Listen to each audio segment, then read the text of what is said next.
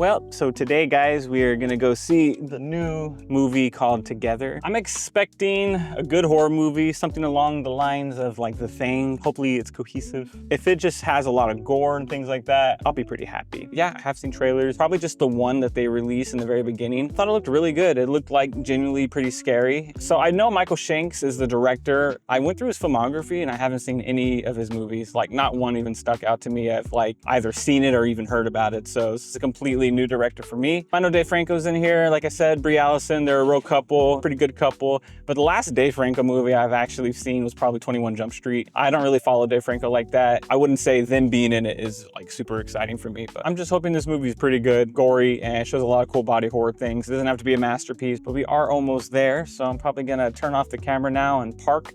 And yeah, I'll let you know how I thought of the movie as soon as it's done.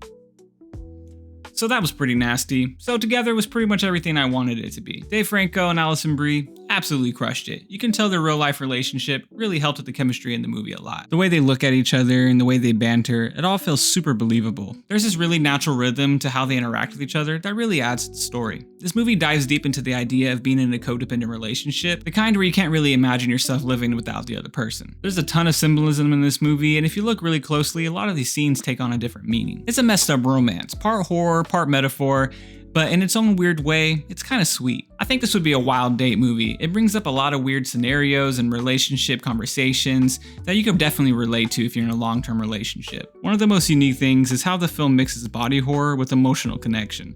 The way love and codependency and physical transformation are all woven together is really clever. It's disturbing. Michael Shank pulled off something pretty original here. One person is usually more toxic than the other, but in here you get both their perspectives. They're both hurting, they're both flawed, and the balance is really well. The cinematography is dope too. You get the super shallow depth of field, probably shot at like 1.4 or 1.5 f-stop, with a ton of bokeh. Everything looks dreamy but unsettling. It's mostly set at a cabin in the woods, and all the greenery mixed up with the full frame look makes for a clean, immersive image. And if you're into 4K collecting, this will definitely be a really dope movie on a really nice setup. Now, if you're going into this movie expecting a full-blown horror movie, you're actually going to be pretty happy. It's not non-stop terror, but there's some dark imagery that really hits hard when it needs to. There's a scene with Alison Brie in this movie that I won't spoil now, but it definitely had me clenching up in my seat. If I had one nitpick is that for a body horror movie, I wish it was a little bit more gorier. There's some nasty stuff in here for sure, but if you're like me, you really want to see them go for it. You might be left wanting a little bit more, but that being said, there are definitely some scenes in here that'll make you squirm. It's also a little predictable. There are some characters that are introduced that you immediately know are up to something.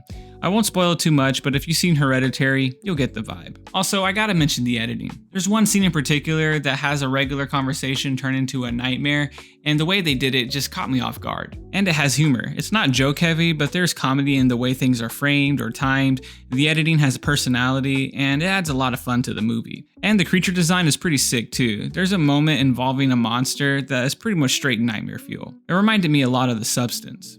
And man, that final form had me laughing out of my seat. Not because it was scary, but I just really wasn't expecting it. You'll see what I mean when you watch the movie. This movie proves you don't really need a huge budget to make something memorable.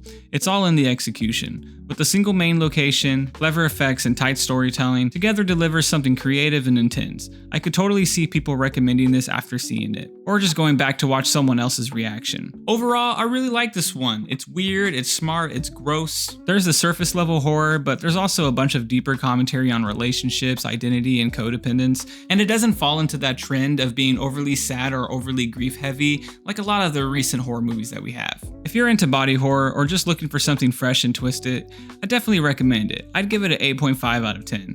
Maybe even a 9. I'll for sure be picking this one up on 4K, and if Neon drops a steelbook, I'm grabbing it. With this movie and The Substance, I would say it's safe to say that body horror is back, and I'm here for it. If you've seen the movie, let me know down in the comments what you guys thought, and keep an eye out because I have more 4K reviews coming. We got Ace Ventura, we have Sinners and Thunderbolts, so keep an eye out for those. And next week, Weapons comes out, which is probably my most anticipated horror movie of the year.